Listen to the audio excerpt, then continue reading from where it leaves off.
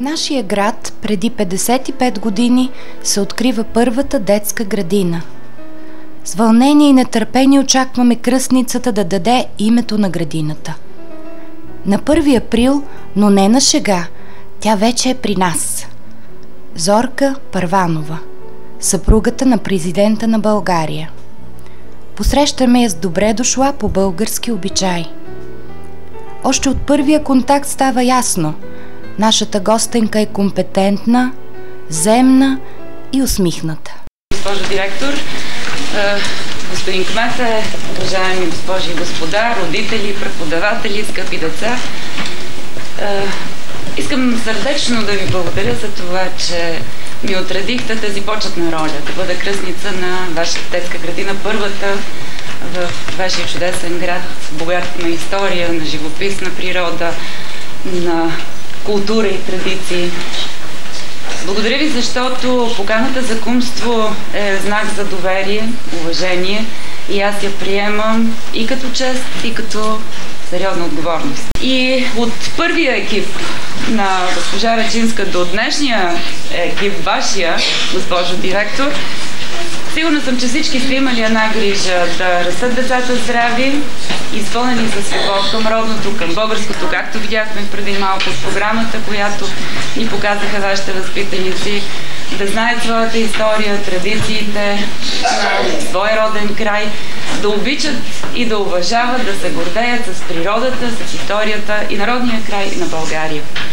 Ето защо мисля и сигурно съм всички ще се съгласите, че няма друго име, което да ви приляга повече от името Българче. Нека... Детската градина вече се казва Българче. Дано това хубаво име още дълги години да пази добрите традиции и да се развива в същото време като една модерна, образователна и възпитателна институция на 21 век. По стара българска традиция даряваме тежки дарове, натежали от символите, които сме заложили в тях. Идеята да направим българския трикольор дойде спонтанно, да направим българското знаме така, че да участват децата от всички възрасти и да бъде уникално, с отпечатване на детските длани. Получи се! Приятелски поздрав от 78 българчета. Поздрав бял, зелен, червен. Следващия дар – извезената с българска шевица от учителка, емблема на именуваната вече детска градина. Сборника, съдържащ събрани от нас през годините обреди, ритуали и рецепти от Врачанско. Празникът продължава и тържественият концерт върви под знака на новото име – Българче. Аз съм българче и расна в дни велики, славно време, син съм на земя прекрасна, син съм на юнашко племе. След честването животът в градината е променен, различен. Отговорност, ентусиазъм и вълнение бележат всяка нова стъпка напред. Ето ни, пътуваме към столицата София. Поканени сме в президентството. Весели, щастливи сме, пеем и все пак притеснени. За първи път организирана група деца от детска градина ще бъде приета в президентството. Посрещат ни топло и с любов. Госпожа Бранимира Петкова, личен сътрудник на първата дама, ни чака както винаги усмихната. Минаваме по панорамното стълбище. Влизаме в залата с герба. За кратка почивка сме в конферентната зала на президента. От стола на президента прозвучават стихове за България, изпълнени от Калоян и Стефи. След това децата запяват любимата си песен.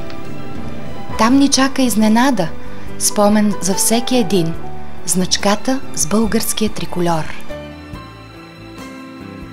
Още не сме си тръгнали, а децата искат да дойдем отново. Коя изложба ще гледат? България на зла? Да. Много е хубаво. Много е хубаво, ще бъдете много доволни. Децата са впечатлени най-много от гвардейците, почетната стража на българското знаме, символ на държавността. Живи ли са е първият въпрос, а следват нови и то много. Защо не мигат? Не се ли изморяват? Защо пазят знамето? Наблюдаваме смяната на караула. Нашия урок за България продължава. Тръгваме към НДК. Ще направим една разходка през времето, за да разгледаме родината само за броени минути, чрез изложбата «България на длан». Не защото е малка, а защото има богато, неизбродно културно-историческо наследство. Отново сме засипани от безброй въпроси. 26 чифта детски очички шарят любопитни и чакат отговор на всеки зададен въпрос. Каква е тази църква? Виж каква крепост! А войниците къде са? Виж паметника със лъва! Какъв е този конник?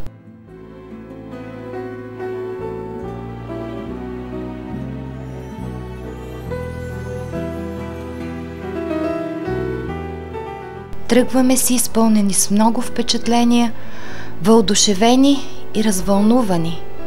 Не, това не е краят на нашия урок за България. И на другия, и в много следващи дни той ще продължава. Знамето на България някога са побеждавали. Президентството видяхме много знамена, а нашето знаме е бяло, зелено, червено. Бялото означава за свободата на България, зеленото за природата и червеното и гората, а червеното е за кръвта на умрелите. Когато бяхме в президентството, после отидохме в една изложба в НДК «България на длан». Там видяхме едни огромни църкви. Ние още видяхме крепостта Царевец, има много високи кули и в кулите има много войници. Те падат от врагове. И нашата приказка за първата детска градина във Враца, Българче, не свършва до тук. Почакайте, най-хубавото предстои, защото главните герои в нея са нашите чудесни деца.